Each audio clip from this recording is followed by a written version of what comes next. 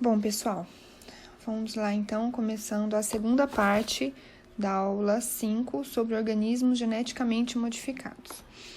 Bom, nós falamos anteriormente, né, sobre as técnicas de transformação, de obtenção, né, desses organismos geneticamente modificados em animais. Nós falamos da microinjeção pronuclear e da técnica de transgênese por transformação de células-tronco embrionárias. Agora eu vou dar alguns exemplos para vocês de alguns animais que já são estabelecidos e vendidos comercialmente, utilizados no mundo inteiro em pesquisas, né? São animais modelos, camundongos modelos, né? Para diversos estudos, tá? Bom, então nós temos aqui o camundongo chamado bege, tá? Esse camundongo bege, né, também chamado de bege, ele carrega um gene recessivo autossômico situado no cromossomo 13. É nesse cromossomo que contém a alteração genética. É um cromossomo responsável por... Os genes presentes nesse cromossomo, eles são responsáveis por transporte de lisossomos, né? Essa mutação ela foi induzida por radiação e isso causa no ratinho uma síndrome com esse nome complicado aqui. Deixa eu colocar aqui o meu apontador. Essa síndrome, tá? Chidiac-Higashi. Essa síndrome, ela causa deficiência nas células NK, defeito de pigmentação e trombocitopenia. Então, notem que uma mutação induzida num determinado local fez com que esse ratinho se tornasse um modelo de estudo para essa doença, tá? Mas eu quero ressaltar para vocês o ratinho, acho que mais famoso, o modelo animal mais famoso. Vocês já devem até ter ouvido falar, quem já trabalha na área, em laboratório, que é o camundongo nude, tá? Esse camundongo, ele possui uma alteração no cromossomo 11, no gene chamado FOX, que confere a ele uma deficiência no seu sistema imunológico. Por isso, ele é um modelo animal para estudos da resposta imune. O que esse camundongo tem? Ele apresenta falta de pelos. Então, ele é um camundongo, olhem a fotinho dele aqui, tá? Ele é um camundongo pelado, né? Já ouviram aquela expressão, filho de rato? Porque coitado é filho de rato que nasce pelado. Esse aqui, ele é um coitado, tadinho, ó, nasceu pelado, tá? Ele é um camundongo, então, que ele tem deficiência de pelos, por conta o excesso de queratina, na verdade, no folículo piloso, ele impede a erupção do pelo, tá? Isso em homozigose para essa alteração, tá? Esses camundongos, eles também vão apresentar, que é o mais importante, um timo rudimentar ou ausente. O que é isso? Ocorre deficiência na produção de linfócitos T. Então, imaginem vocês um camundongo que apresenta ausência de produção de linfócitos T. Ele simplesmente não tem sistema imunológico, tá? Nesse caso, ele é um modelo animal, como eu falei para vocês, de estudos da resposta imune, tá? Ou da ausência da resposta imune, tá? Um exemplo, né, do porquê disso, ó, por exemplo, esses animais, eles não rejeitam transplantes, né? Então, testes de transplantes é feito também nesse ratinho. Algum outro tipo de infecção, câncer, qualquer coisa que você possa se beneficiar do fato dele não ter um sistema imunológico maduro, né? Você pode usar esse modelo animal, tá? Uma outra questão aqui é que, no caso, as fêmeas, elas obrigatoriamente têm que ser heterozigotas. Por quê? Se ela for homozigota, ela fica totalmente sem pelo, né? Totalmente sem sistema imunológico, né? Agora, imaginem vocês uma fêmea heterozigota, né? Onde apenas um alelo carrega essa alteração. Nesse caso, ela não vai ter a apresentação fenotípica que teria um camundongo homozigoto. Então, nesse caso, por exemplo, ela teria um pouco de pelo, não totalmente, né? mais ela teria uma pelugem. Para quê? Ela precisa manter os filhotes aquecidos, do contrário, os filhotes morrem, né?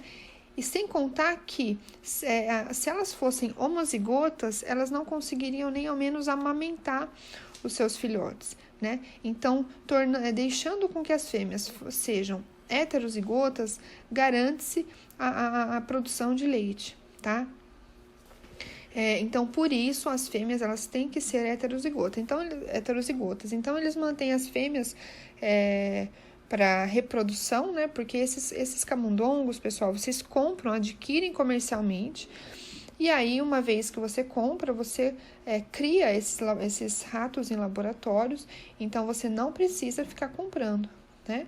Então, de uma maneira semelhante, como a gente viu no esquema logístico das células, aqui é a mesma coisa. Compra uma vez só, cria, né, cuida desses animais, procria eles, né, para que a gente possa ter mais animais, tá, quando necessário. O problema desse ratinho, olha aqui, ó, um homozigoto, gente, uma foto de um homozigoto. O problema desses ratinhos é que eles são altamente suscetíveis a infecções, porque imagina vocês, uma pessoa que não tem sistema imunológico, né? A gente vê essas pessoas que fazem tratamento com imunossupressor, elas têm que andar de máscara, elas têm que ter isolamento social, porque elas são muito suscetíveis à infecção, ela pode morrer de uma gripe, né? Então, um rato, um camundongo que não possui sistema imunológico, ele está suscetível a qualquer tipo de infecção, ele pode morrer disso, né?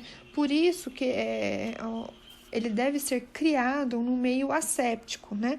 Então, ou seja, praticamente estéril, né? Tem que ter todos os cuidados de asepsia para trabalhar com esse rato, porque ele adquire infecções facilmente.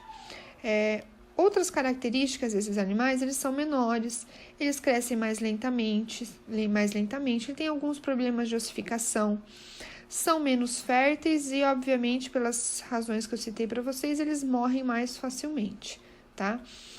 Como eu falei para vocês, por que eles são nude, né? Eles não têm pelos, porque, na verdade, os folículos pilosos são normais, mas eles possuem excessiva queratinização da pele, impede a erupção do pelo, tá? Ok, pessoal? Existem muitos outros, eu citei para vocês 2 importantes, sendo o nude o mais famoso, tá? Mas existem diversos outros modelos animais, né? Existe para distrofia muscular, existe um modelo com deficiência de linfócitos T auxiliadores, existe modelo para diabetes, para obesidade, outro modelo também para estudos em imunologia e diversos outros animais, ok? Bom, eu trouxe para vocês aqui um outro exemplo que, na verdade, nós já falamos dele, tá? Que é o mosquito transgênico, tá? O Aedes aegypti transgênico no combate da dengue, tá? Eu já expliquei como ocorre a transgenia dele, não vou explicar novamente, vocês estudem depois na aula anterior que foi enviada para vocês, tá? Mas aqui eu quero ressaltar para vocês qual foi a técnica utilizada. Eu pergunto para vocês aí de casa, qual foi a técnica utilizada para a criação desse mosquito? Lembrando que nós acabamos de citar 2 técnicas, microinjeção pronuclear e transgênese por transformação de células-tronco embrionárias. Nesse caso aqui, olha só, foi utilizada uma microinjeção pronuclear, porque os cientistas eles inseriram diretamente dentro dos ovos os genes de interesse, tá bom? Bom, vou pular aqui que nós já falamos. E agora, pessoal, nós vamos falar das plantas, tá? Quais são as técnicas, né? Eu citei para vocês 2 técnicas de obtenção de transgenia em plantas, tá? Plantas que eu digo vegetais, né? Uma delas é a transformação pela bactéria Agrobacterium tumefaciens. Por que essa bactéria é citada? Essa bactéria ela é uma bactéria gram-negativa, ela é encontrada no solo, infecta diversas plantas e ela causa uma doença na planta chamada doença galha da coroa. Olha aqui a foto, tá? Então, essa doença, ela é caracterizada pela formação de tumores aqui na base, né, chamada de coroa da planta, tá? Que é onde fica ali próximo do caule e já pegando a raiz, tá? Ou seja, essa bactéria, ela causa uma doença específica nas plantas, ela causa tumores nessas plantas. Para vocês terem noção, o local ali de infecção, a coroa, né, da planta, essas células vegetais, elas se multiplicam descontroladamente, tá? Causando tumor. Bom, por que essa bactéria tem essa característica? Ela possui um plasmídio chamado plasmídio TI, que é o Tumor Inducing. Esse plasmídio TI, ele, na verdade, ele vai transferir o gene bacteriano às plantas, né? Então, a bactéria, ela não fica feliz só em infectar a planta. Ela insere o seu plasmídio dentro da célula vegetal, tá? Lembrando, gente, que as bactérias, elas têm, diferente de uma infecção viral, elas infectam os seres vivos por adesão à célula-célula. Ela não entra dentro da célula, tá? Mas nesse caso aqui, essa bactéria, ela faz com que esse plasmídio dela transfira os genes contidos, né, no plasmídio bacteriano direto para as células da planta, tá? Acabam gerando, então, hormônios vegetais que geram o tumor indiretamente, tá? Então, esse potencial de transferência de genes que é explorado aqui na biotecnologia para a transgenia das plantas, tá? Então, esse aqui é o plasmídio TI, tá? Aqui é a região específica que é transferida para a planta. E, basicamente, é feito da seguinte maneira. Então, aqui a gente tem o plasmídio TI da bactéria, tá?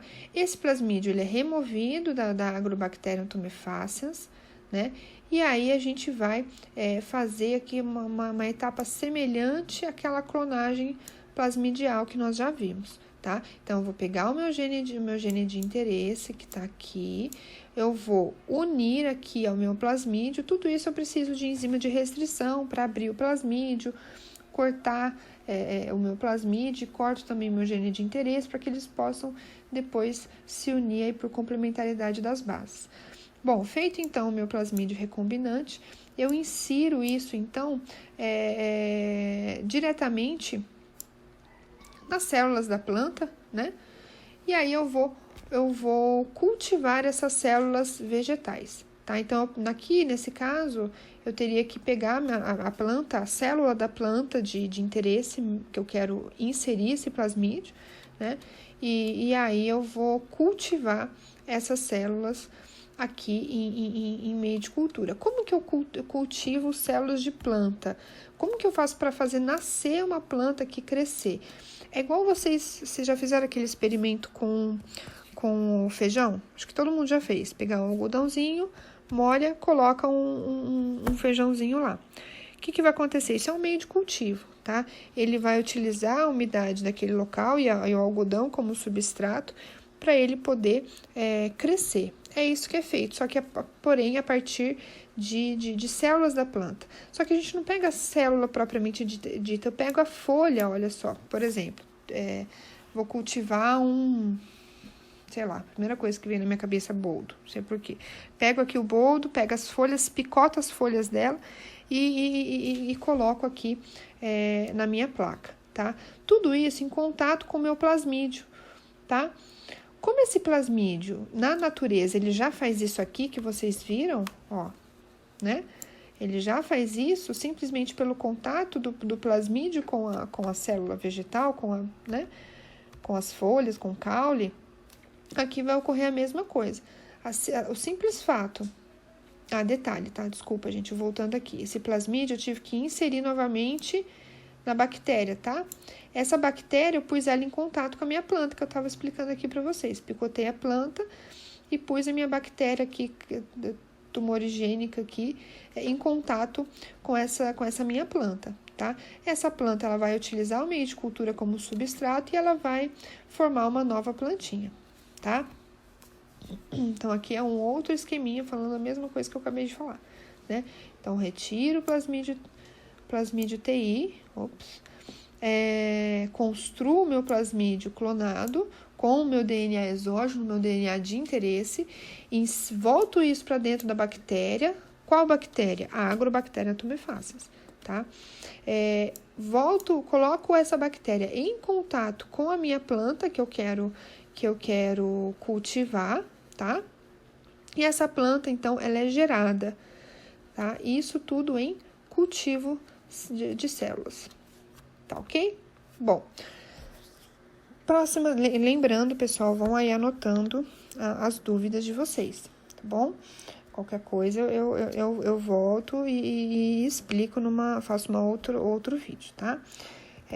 Ou vocês podem dar um voltar aí também e ver a explicação. Outra técnica de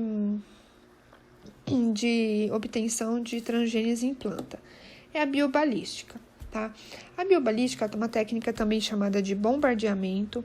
Essa é uma técnica alternativa para plantas que não sejam infectadas para não ter que infectá-las por essa bactéria, a Agrobacterium tumefaciens, tá? Como que constitui essa técnica? Eu preciso de um acelerador, que é um canhão, tá? Então, eu preciso de um canhão. Esse canhão, ele vai utilizar microprojéteis com meu DNA exógeno, meu DNA de interesse, e vai simplesmente bombardear esses microprojéteis de DNA exógeno direto para o meu tecido. Então, por exemplo, eu posso bombardear um tecido, a direta planta, no caso, né? Ou as células vegetais aqui, né? E ele vai, pela força do bombardeamento, ele vai diretamente pro núcleo da célula, tá? Então, eu simplesmente jogo lá o meu DNA alterado. Então, ele vai impelir esses microprojéteis. Geralmente são microprojéteis metálicos, tá, gente? Então, o DNA ele não é solto lá sozinho, ele não teria força para ser impelido somente o DNA, ele precisa estar aderido a um projétil, tá? Como ocorre na nanotecnologia que a gente vai ver, como eu falei do lipossoma, funciona mais ou menos igual. Só que mesmo um lipossoma, eu preciso usar algo metálico aqui. O ouro, a molécula de ouro e de tungstênio são boas moléculas utilizadas como nanopartículas para carreamento de substâncias, tá? Então, utiliza-se ouro ou tungstênio, onde o DNA-alvo ele é aderido a esses microprojéteis metálicos e eles são impelidos para dentro das células dos tecidos ou órgãos vegetais intactos que posteriormente serão regenerados, tá? Então, aqui é um resuminho do que eu acabei de falar, né? Como se produz uma planta transgênica. Então, a gente tem aqui o gene de interesse que eu preciso, com a característica que eu quero de melhoramento dessa planta, né? Eu quero que ela cresça mais, eu quero que ela não produza uma semente, eu quero que ela resista à seca, que ela seja resistente a alguma praga, algum pesticida. Então, eu tenho que identificar e isolar o gene de interesse. Depois, eu vou fazer a técnica de transformação. Existem duas técnicas, a biobalística e a transformação por Agrobacterium tumefaciens. Feito isso, né, é feito, então, a seleção. Essa seleção seria o cultivo dessas plantas, tá, de interesse, que são, então, regeneradas, né? Então, pega essa planta, porque, assim, vai crescer uma plantica de nada naquela placa, né, gente? Eu tenho que pegar isso, ir para uma estufa e cultivá-la propriamente, né? Seja em casas de vegetação ou em campos experimentais, para testes de biossegurança. Depois que viu que a planta é ok, não matou ninguém, tá tudo certo, aí vai para aprovação pela CTN-Bio. Tem uma lista do que já está aprovado pela CTN-Bio, né? Então, a gente tem aí diversos, já vou voltar no slide anterior. Então, temos diversos produtos, plantas já aprovados, como eu falei para vocês anteriormente em outras aulas. Algodão, a gente tem vários. A soja, a gente tem vários. Feijão, um ou outro, eucalipto. Milho, nós temos uma variedade de milho, tá? Também está em aprovação uma laranja, por exemplo, transgênica, que ela é resistente a uma doença própria de laranja, que chama-se cancro cítrico, né? E aí é uma das principais pragas da laranja. E aí tem a laranja transgênica aí para resistir a essa praga, né? Mas por que melhorar geneticamente essas frutas e essas plantas? Uma das principais é a resistência a doenças, pragas próprias da planta, né? Resistência a herbicidas, a insetos ou até mesmo vírus, tá? Isso aumenta a produtividade do plantio e, consequentemente, reduz a perda, né? Devido a todos esses eventos biológicos. Determinadas regiões, elas precisam, caso alguma região que tem, por exemplo, no Nordeste, né, tem uma seca muito grande lá. Então, como cultivar os alimentos lá? Esses alimentos precisam de uma quantidade hídrica, um aporte hídrico maior do que oferecido naquela região. Então, temos que melhorar geneticamente esse alimento para que ele consiga suportar a seca. O mesmo ocorre para o frio, para o excesso de sal, dependendo do solo. Então, existe uma certa tolerância ao frio e à seca, que permite o cultivo mesmo em áreas impróprias. Tem algumas transgenias que são feitas apenas para melhorar o valor nutricional de alguns alimentos, tá? Tem alguns melhoramentos que melhoram a conservação desses alimentos, né? Então, eles duram mais tempo. Isso é muito feito com morango, com tomate, né? Que são produtos que estragam facilmente. Eles duram mais na geladeira. E tem uns que simplesmente fazem pela melhora da aparência, né? Aquela maçã típica de filme, né? Essas maçãs aí, elas são geralmente modificadas geneticamente. Tem aquelas que eu falo para vocês que tem gosto de isopor, né? Eu sempre compro as menorzinhas, a Turma da Mônica, que elas garantem aí não ter nenhum tipo de transgenia desse tipo aqui. Bom, aqui eu citei alguns alimentos que já existem, não necessariamente alguns aqui não tem no Brasil, tá? Mas que são comercializados em outros locais do mundo, tá?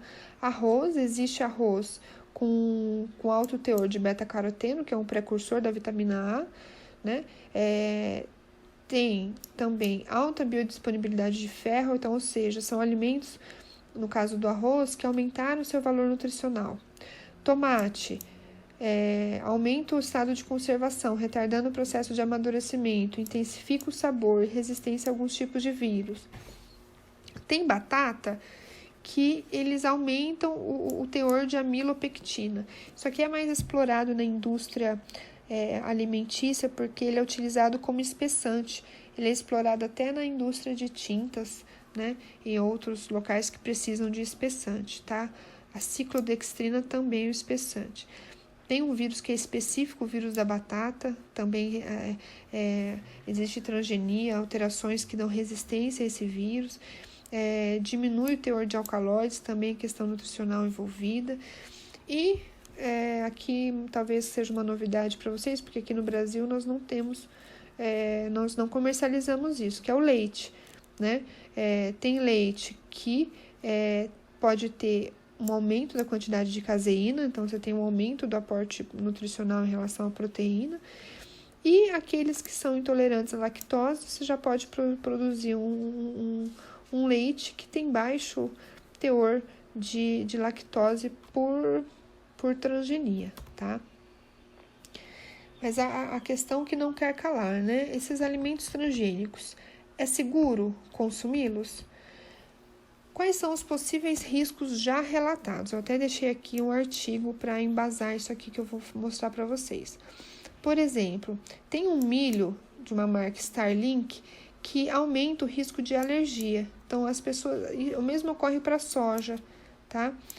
Então, tem pessoas que são alérgicas a milho e a soja, mas não porque seriam alérgicas ao milho e à soja natural, como eu digo, natural como Deus fez, né? Mas porque tem tanta modificação genética já nesses alimentos que as pessoas passaram a apresentar alergias a ele, né? Esse milho aqui de Monsanto, esse Mon aqui na frente, que quer dizer que é Monsanto, é a principal empresa que vende, né, milho transgênico.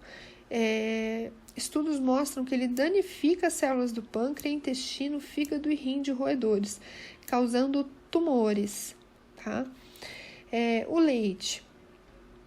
Aumento das concentrações de uma citocina específica que ela pode induzir ao câncer, tá? Então, está relacionado ao câncer de mama, ao câncer de pulmão e câncer de cólon, tá?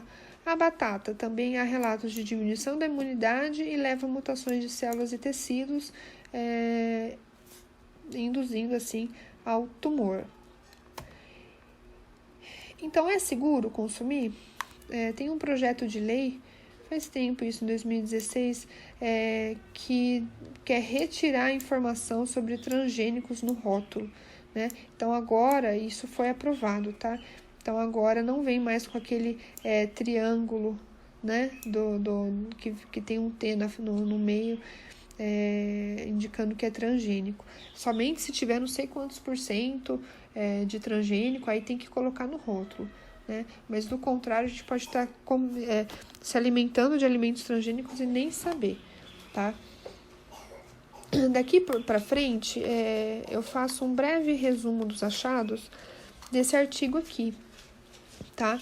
Eu já até tinha comentado em sala com alguns, eu gostaria que vocês lessem esse artigo, e aí eu vou fazer um outro vídeo depois comentando, para dar tempo de vocês lerem esse artigo, tá bom? Aí a gente comenta sobre ele, eu quero que vocês me digam, vocês me respondam lá depois na sala virtual, tá?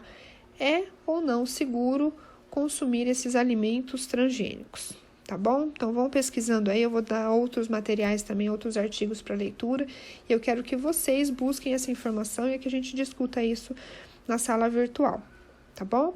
Bom estudo para vocês. Obrigada, até mais. Tchau, tchau.